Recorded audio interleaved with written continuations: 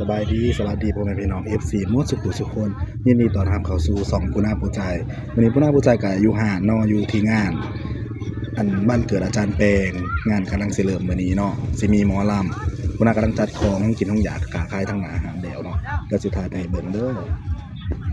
ตัดภาพมาตอนนี้เนาะผู้หน้าก็อยู่หน้าหาดเนาะนี่เด้อหาดผู้หน้าฝากพ่อแม่พี่น้องมาอุดหนุนเด้อจ้าของกินเฮาก็สิมีพวกตำส้มปิ้งไก่ปิ้งเอ็นทอดหัวกุ้งลักแด่แล้วก็จิงหรีดแล้วก็มีทอดตีนไก่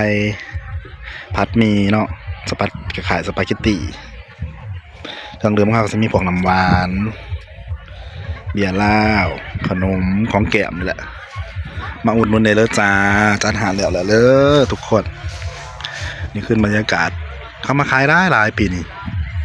หานห่วงกระไรแล้วก็เวทีกำลังจัดของขายแบบลายพี่น้องปีนี้เดี๋ยวผู้นาสียางไปรอถ่ายเบิ่งนี่คืออาหารผู้นาเนาะขายกับเอื่อยอาหารไก่เคียงกัน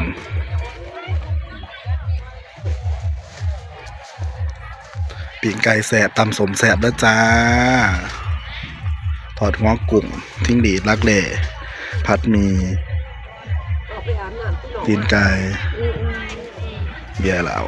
ฝากอุดหนุนเนี่ยด้วยจ้าเลยตัดผ่านมาตอนนี้เนาะพี่น้องผู้หน้ากับ15ยางหล่อบางงานนิดนึงเนาะร้านอยู่ได้เป็นมาขายเครื่องแล้วก็เบทีตอนนี้กำลังประมาณ5 โมงแรงประมาณ4 โมง5 โมงแรง6 7 โมงแล้วคนมาหล่อ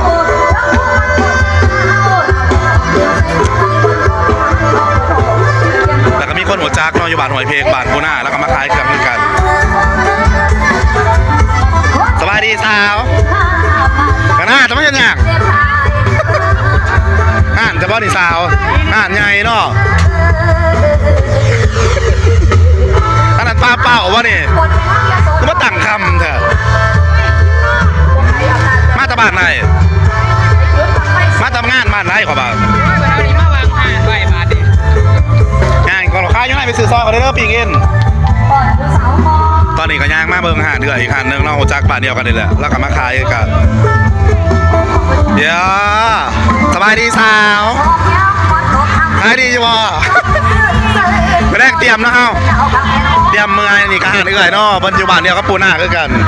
ขายคือกันแหละแต่มาหาเดือยแล้วอยู่เทิงทำสมปิ่งไก่คนขายกับงามนะสาวเนาะโอ้ยเดี๋ยวเขายังรออีกก่อนประมาณ7 โมงหรือเปล่า6 โมงแรงมันคนมากพี่น้อง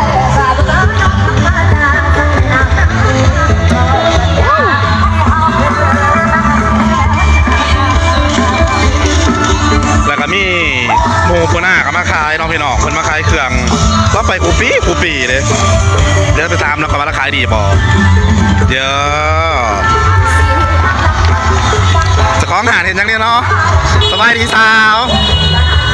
ขายดีบ่เอ้าจะเป็นสั่งขายดีบ่ร้านสมุนไพรก็มันหายแล้วอยู่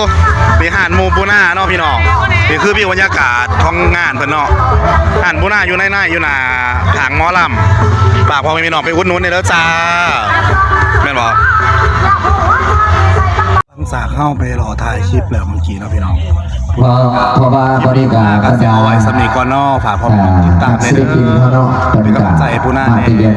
ยฝากพ่อแม่พี่น้องติดตามมาได้แล้วพบกันในคลิปหน้าจะได้พบและสัมผัสกับ